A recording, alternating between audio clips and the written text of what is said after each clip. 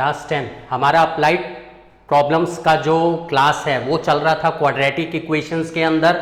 And आज भी हम जो अप्लाइड प्रॉब्लम्स है उसका थर्ड क्लास कुछ इंपॉर्टेंट क्वेश्चंस करेंगे and today will finish with this chapter. उसके बाद हम न्यू चैप्टर स्टार्ट कर सकते हैं और हम और एक्स्ट्रा क्वेश्चन भी प्रैक्टिस कर सकते हैं। मे बी हम इस चैप्टर के बाद कुछ रिवीजन लें या एक और चैप्टर करने के बाद रिवीजन स्टार्ट करें, बट यहाँ पर आज हमारा ये जो टॉपिक है ये कंप्लीट हो जाएगा। Applied problems in quadratic equations, जैसे कि हमने लास्ट टाइम देखा था, हम क्वेश्चंस में क्या करते हैं, हम क्वेश्चन रीड करते हैं एंड देन हम क्वेश्चन में देखते हैं हमें फाइंड आउट क्या करना है। उस जो भी चीज हमारी रिक्वायर्ड है क्वेश्चंस के अंदर वो हम एक वेरिएबल असाइन करते हैं and then we read the question again and formulate the equation. Equation आने के बाद हम उस इक्वेशन को सॉल्व करते हैं by using various method, by splitting the middle term भी कर सकते हैं और by using the quadratic formula भी कर सकते हैं। तो let's see some more examples. See the question on the screen is the first question, two water pipes together. Question बहुत इंपॉर्टेंट है, एनसीईआरटी का क्वेश्चन है, एग्जाम में आता है। जैसे हमने लीनियर इक्वेशन में एक क्वेश्चन किया था वर्क एंड टाइम वाला, वो ही कंसेप्ट है, सेम कंसेप्ट है, but here the condition is in quadratic form. Like here in this question, two water pipes together can fill a tank in 9 3/8 hours. 9 3/8 hours में अगर दोनों pipe एक साथ अगर एक टैंक को फिल करते हैं, कंप्लीट कर देते हैं। The pipe of larger diameter takes 10 hours less than the smaller one to fill the tank separately. Naturally, जिसका डायमीटर टैप का बड़ा होगा, ज्यादा होगा, वो जल्दी टैंक को फिल करेगा। जिसका डायमीटर कम होगा, मतलब जो वाटर है वो कम रेट से फ्लो करेगा, इसका मतलब वो टैंक को फिल करने में ज्यादा टाइम लेगा। तो हमें यहां पर ये एक कंडीशन गिवन है that the pipe of the larger diameter takes 10 hours less than the smaller one to fill the tank separately. Find the time in which each pipe can fill the tank separately. हर एक tap, दो tap हैं, हर एक tap separately अगर tank को fill करता है तो वो कितने टाइम में फिल करेगा, this we have to find. और यहां पर हम ये देख रहे हैं कि कंडीशन क्या गिवन है, the pipe of larger diameter takes 10 hours less than the smaller one. तो हम क्या करते हैं, स्मॉलर वन का जो टाइम है वो अज्यूम कर लेते हैं। Let tap of smaller diameter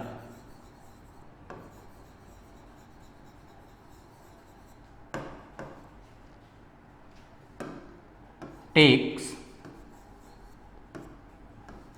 x hours to fill the tank separately, right? हमने assume कर लिया the tap of smaller diameter take x hours. Pipe of larger diameter takes 10 hours less than the smaller one. 10 hours less than the smaller one. Then the tap of larger diameter takes कितना हो जाएगा, 10 hours less then this, मतलब कि x minus 10 hours, right. अब जो smaller diameter का tank है, tap है सॉरी, x hours अगर लेता है टैंक को फिल करने में तो उसका 1 hour वर्क हम निकाल सकते हैं, 1/x हो जाएगा। इसी तरीके से जो लार्जर डायमीटर वाला जो टैप है उसका भी हमें टाइम पता है, उसका भी हम 1 hour वर्क निकाल सकते हैं। सो 1 hour work of tap of smaller diameter कितना हो जाएगा, 1/x, रेसिप्रोकल हो जाता है। And 1 hour work of the tap of larger diameter will be 1/x minus 10, right? दोनों का हमें 1 hour वर्क पता है। if they work together, दोनों का 1 hour वर्क कितना हो जाएगा, दोनों को प्लस कर देंगे। if they work together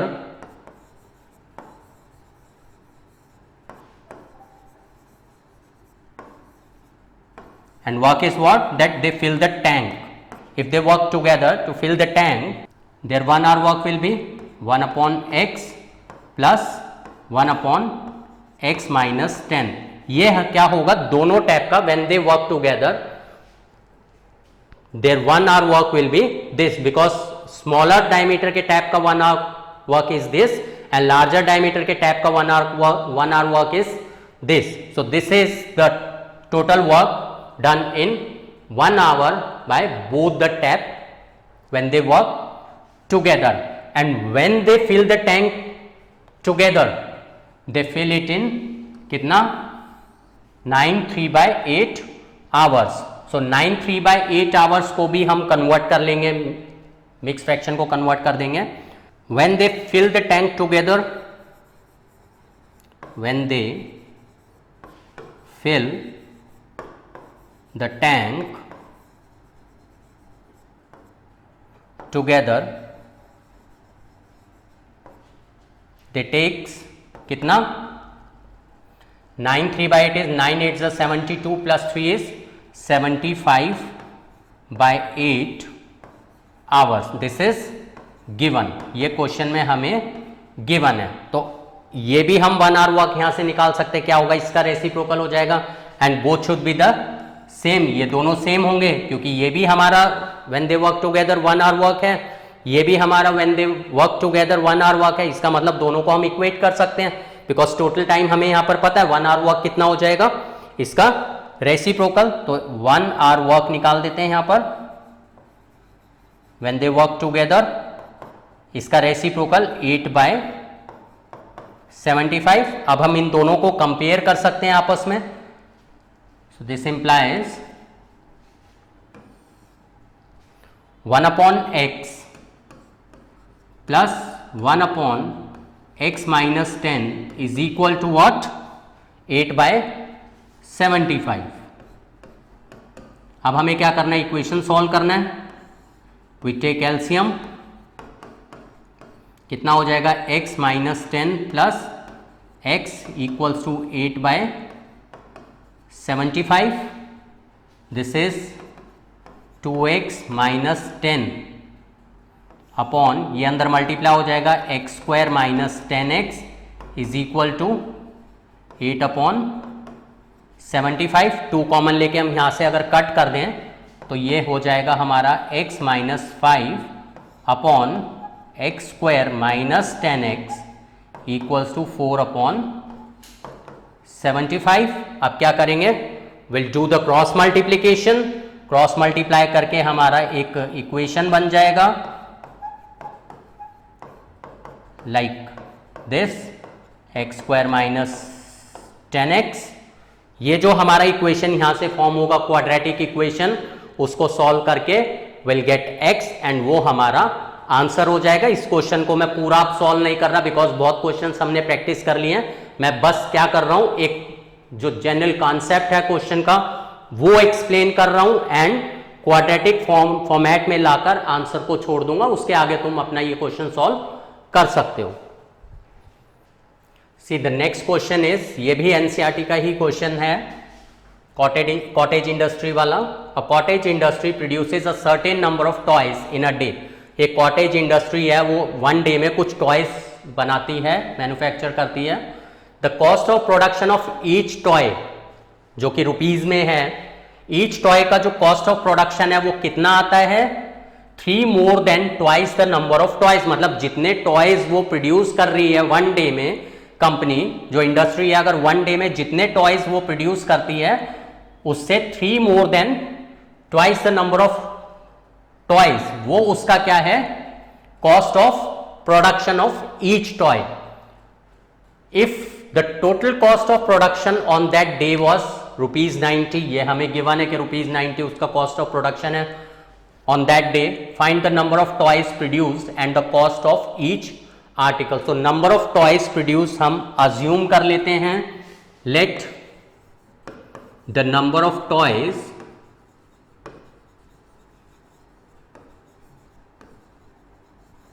produced on that day be x toys जो इंडस्ट्री है वो मैन्युफैक्चर करती है. The cost of production of each toy कितना आ जाएगा, cost of production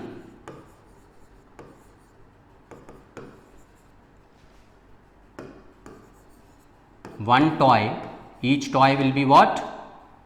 कितना गिवन है? 3 more than twice the number of toys. Toys कितने हैं? x, twice the number of toys and 3 more than, ये हमारा आ जाता है कॉस्ट ऑफ प्रोडक्शन। अब हमें क्या पता है? नंबर ऑफ यूनिट्स पता है कि कितने टॉयज प्रोड्यूस करें, हमें वन टॉय की कॉस्ट भी पता है, तो टोटल कॉस्ट ऑफ मैन्युफैक्चरिंग हमें पता चल जाएगी। दोनों को मल्टीप्लाई कर दें, क्योंकि नंबर ऑफ टॉयज x है और एक टॉय को मैन्युफैक्चर करने का जो कॉस्ट है वो 2x + 3 है, तो टोटल कॉस्ट ऑफ मैन्युफैक्चरिंग हमारा आ जाएगा। Therefore total cost of manufacturing कितने टॉयज?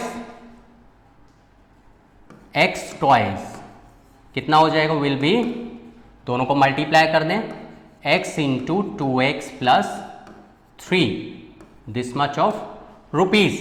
एंड टोटल कॉस्ट हमें कितना गिवन है प्रोडक्शन का? ₹90। And total cost of production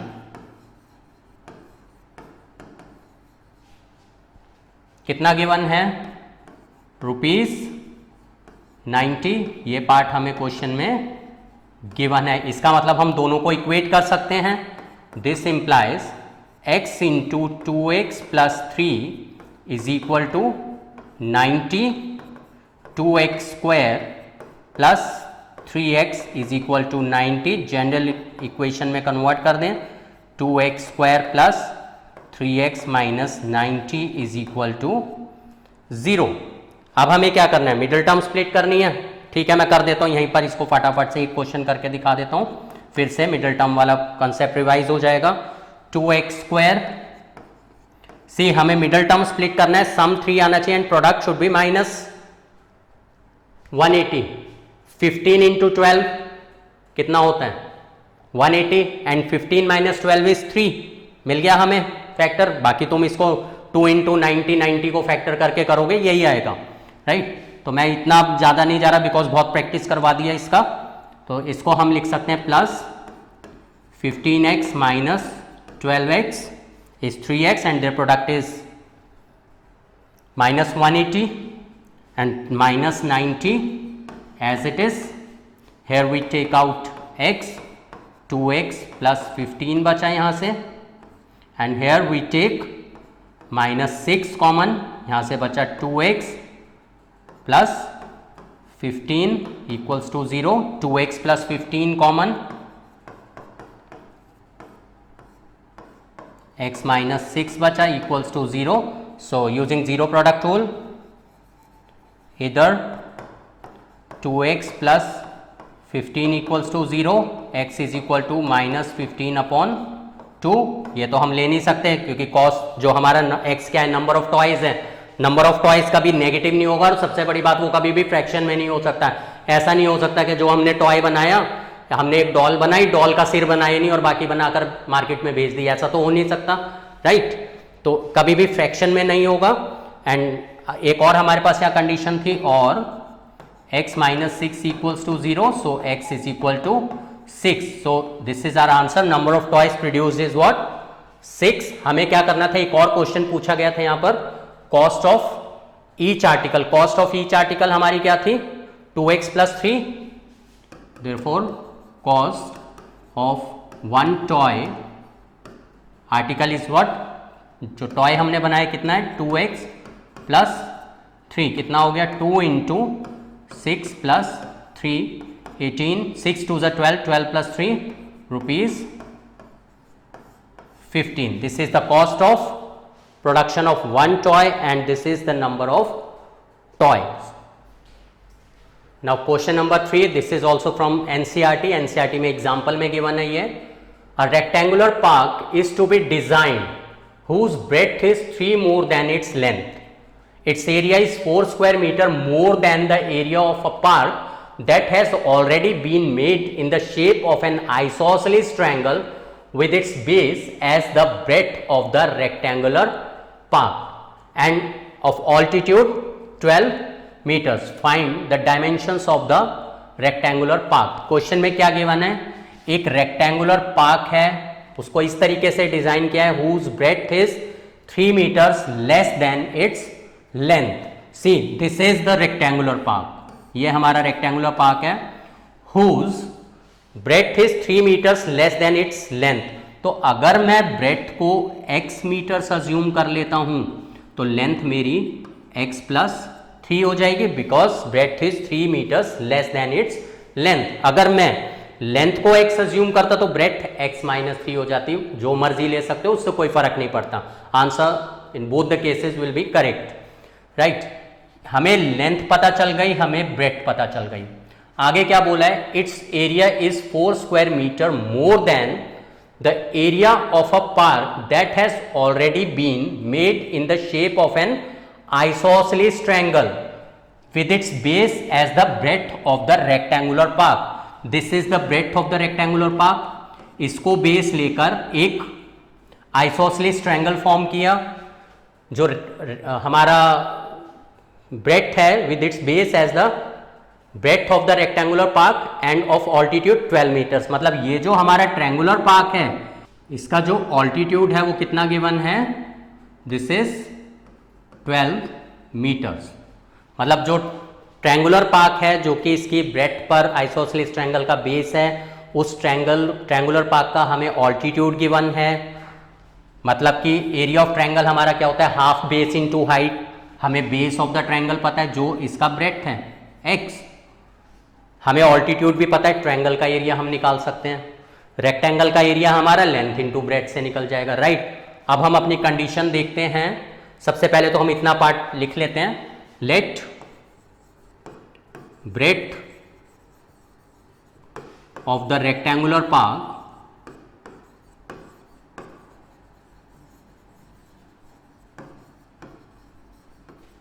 be x meters, right. Then length कितना हो जाएगा हमारा, length will be x plus 3 meters, right. हम इसका एरिया भी निकाल सकते हैं. एरिया ऑफ रेक्टेंगुलर पाथ भी निकाल देते हैं साथ साथ. इतना तो हमारा यूज होना ही है, length into breadth metre square. ये आ गया हमारा रेक्टेंगुलर पाथ का एरिया. अब हम अपनी कंडीशन देखते हैं. कंडीशन हमें कहां पर गिवन है, इट्स एरिया इज, किसका एरिया, रेक्टेंगुलर पाथ का. Its area is 4 square meter more than the area of the triangular path. मतलब क्या कंडीशन गिवन है, एरिया ऑफ रेक्टेंगुलर पाथ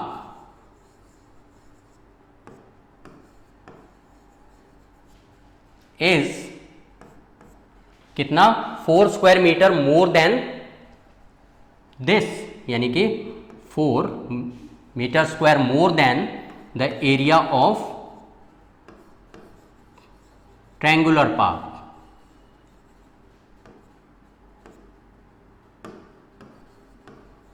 ये हमें कंडीशन गिवन है. अब हम वैल्यू सब्सटीट्यूट करें. एरिया ऑफ रेक्टेंगुलर पाथ हमारा कितना है, x into x plus 3 is equal to 4 plus area of triangular path is half base into height. Height is what, 12. ये कैंसिल हो गया, 6. तो ये मल्टीप्लाई कर देते हैं, x square plus 3x is equal to 4 plus 6x.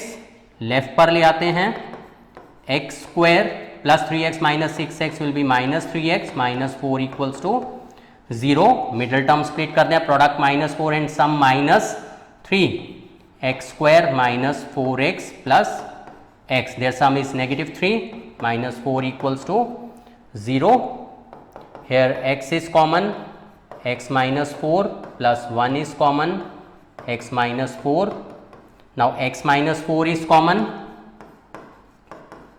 क्या बचा, x plus 1. इक्वल टू 0, इधर x minus 4 equal to 0, so x is equal to 4, और x plus 1 equals to 0, x equals to -1। Negative तो हो नहीं सकती ब्रेथ, नेगेटिव में नहीं जा सकती, इसका मतलब ब्रेथ इज व्हाट, ये कितनी आ गई हमारी 4 metres.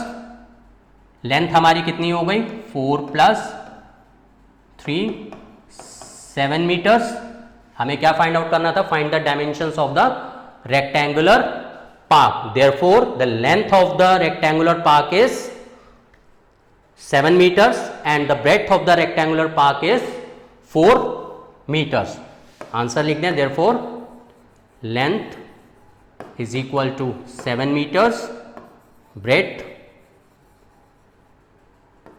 is equal to 4 meters. इसके बाद तुम अपने आंसर, जैसे मैंने मेथड बताया था, अपने आंसर्स वेरीफाई कर सकते हो, एंड आंसर अपना वेरीफाई करना है, कोई छोटी मोटी मिस्टेक की वजह से मार्क्स चले जाते हैं अदरवाइज। नेक्स्ट क्वेश्चन इज, जो मोटर बोट वाला हमने लीनियर इक्वेशन में भी क्वेश्चन करा था, up stream and down stream का केस जो क्वेश्चन में आया था हमारा लीनियर इक्वेशंस में, उसी कैटेगरी का ये क्वेश्चन है। वो सेम टाइप है बट क्वाड्रेटिक कंडीशन में है। A motor boat who speed is 18 kilometre per our in still water, still water में मोटर बोट की स्पीड गिवन है। 1 hour more in still water takes 1 hour more to go 24 kilometers upstream than to return to the same spot. Naturally अगर motor boat जाएगी upstream यानी कि against the stream अगर जाएगी, water flow के against जाएगी, it will take more time. और जिस डायरेक्शन में वाटर फ्लो कर रहा है, स्ट्रीम फ्लो कर रही है, अगर उसी डायरेक्शन में बोट मूव करेगी, it will take less time. And this is the only condition here we have in this question. Still water में 18 किलोमीटर पर आवर है, takes 1 hour more to go 24 kilometre upstream and to return to the same spot. इसका मतलब upstream उसने 24 kilometre travel किया and downstream भी उसने 24 kilometre ही travel किया है, because it returns to the same spot. वापस जहां से स्टार्ट किया था वहीं पर वापस आना है। तो हम क्या करते हैं, क्या फाइंड आउट करना है, speed of the stream. So we assume the speed of the stream be x. Let the speed of the stream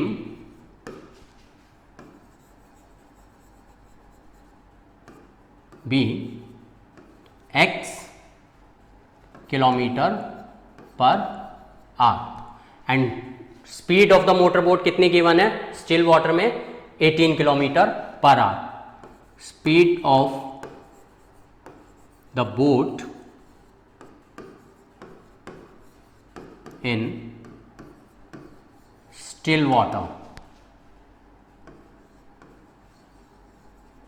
कितना है, 18 किलोमीटर पर आवर, राइट। ऐसे केस में हम सबसे पहले क्या करते हैं, जो भी अपस्ट्रीम एंड डाउनस्ट्रीम स्पीड्स हैं वो हम फाइंड आउट कर लेते हैं।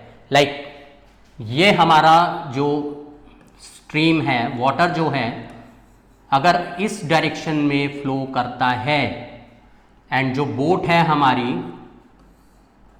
जिसकी speed 18 kilometre per hour given है in still water and speed of the stream हमने अज्यूम करा है x किलोमीटर पर आवर, अगर बोट इस सेम डायरेक्शन में अगर जाती है तो ये हमारा जो केस है वो क्या होता है, down stream. And down stream के केस में जो दोनों स्पीड्स हैं वो ऐड हो जाएंगी, मतलब जो नेट स्पीड है हमारी वो क्या निकल के आएगी यहां से, नेट स्पीड विल बी, दोनों प्लस हो जाएंगी, x plus 18 kilometre per our, right. तो डाउन स्ट्रीम उसका स्पीड कितना हो जाएगा, नेट स्पीड डाउन स्ट्रीम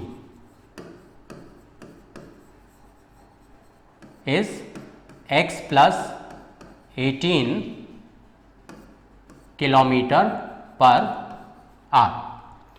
अगर हम अप स्ट्रीम का केस लेते हैं, स्ट्रीम का जो फ्लो है वो ये डायरेक्शन है एंड जो बोट है वो अपोजिट टू द स्ट्रीम है, this is 18 kilometre per hour and this is x kilometre per our. जो नेट स्पीड है हमारा वो क्या निकलेगा दोनों का? नेट स्पीड नेचुरली अगर ऑपोजिट चलते हैं, जैसे अगर तुम अगर आगे चल रहे हो और एयर तुम्हारे अगेंस्ट आ रही है, ऑपोजिट डायरेक्शन में अगर आ रही है, तो तुम्हारी स्पीड थोड़ी स्लो हो जाएगी। अगर विंड की स्पीड ज़्यादा है तो तुम्हें थोड़ा सा दिक्कत होता है मूव करने में, बट अगर सेम डायरेक्शन अगर विंड की भी है तो तुम्हें थोड़ा ईजी लगता है वॉक करने में। तो सेम केस यहाँ पर है, जो बोट है वो अगेंस्ट द स्ट्रीम जा रही है, इसका मतलब जो नेट स्पीड है वो रिड्यूस हो जाएगी। तो इसका मतलब यहाँ पर net speed will be 18 minus x kilometre per our. Boat की स्पीड में से स्ट्रीम की स्पीड माइनस हो जाएगी। So net speed in case of up stream कितना हो जाएगा? 18 minus x kilometre per hour. And total distance कितना है जो ट्रेवल किया है? Total distance one way is 24 kilometre, right. तो दोनों केसेस में हम टाइम फाइंड आउट कर सकते हैं। Time in case of downstream कितना हो जाएगा? टाइम किसके इक्वल होता है? Distance upon speed. Distance is 24 and speed is downstream, the speed is x plus 18। इतने आवर्स लगे। And time taken in case of upstream कितना हो जाएगा? Distance is 24 and net speed upstream is 18 minus x। And time difference कितना given है? 1 hour. Time difference is 1 our, मतलब upstream अगर जाएगी तो naturally it will take more times and time difference is what? 1 hour. तो इन दोनों cases में कौन सा टाइम ज्यादा है हमारा? अपस्ट्रीम वाला टाइम ज्यादा होगा क्योंकि अपस्ट्रीम उसने ज्यादा टाइम लिया है। इसका मतलब this is the greater value than this. तो हम इसमें से ये माइनस कर दें। So according to the condition will get 24 upon 18 minus x। ये अपस्ट्रीम टाइम है जो कि डाउनस्ट्रीम से ज़्यादा है। इसमें से अगर हम डाउनस्ट्रीम का टाइम सब्ट्रैक्ट कर देते हैं विल गेट कितना डिफरेंस गिवन है टाइम का? Takes 1 hour more, means this is what? 1। ये हमारा इक्वेशन फॉर्म हो गया। अब इसको आगे हम एलसीएम लेके सॉल्व कर सकते हैं। कर सकते हो तुम इसको एलसीएम लेके। मैं ये कर नहीं रहा, I am writing proceed by taking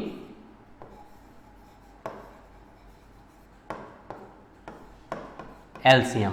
इस टाइप का जो क्वाड्रेटिक इक्वेशन है तुम्हें इजीली सॉल्व करना आता है। हमने स्टार्टिंग में बहुत क्वेश्चंस करे, now you can do this. तो इस क्वेश्चन को तुम सॉल्व कर सकते हो एलसीएम लेके। एलसीएम लेके इस क्वेश्चन को सॉल्व करके जो भी तुम्हारा आंसर आएगा अपने आंसर को वेरीफाई करना, ठीक है या नहीं है। इजीली तुम वेरीफाई भी कर सकते हो। तो यहाँ पर हमारा जो क्वाड्रेटिक इक्वेशन चैप्टर है वो कंप्लीट हो जाता है।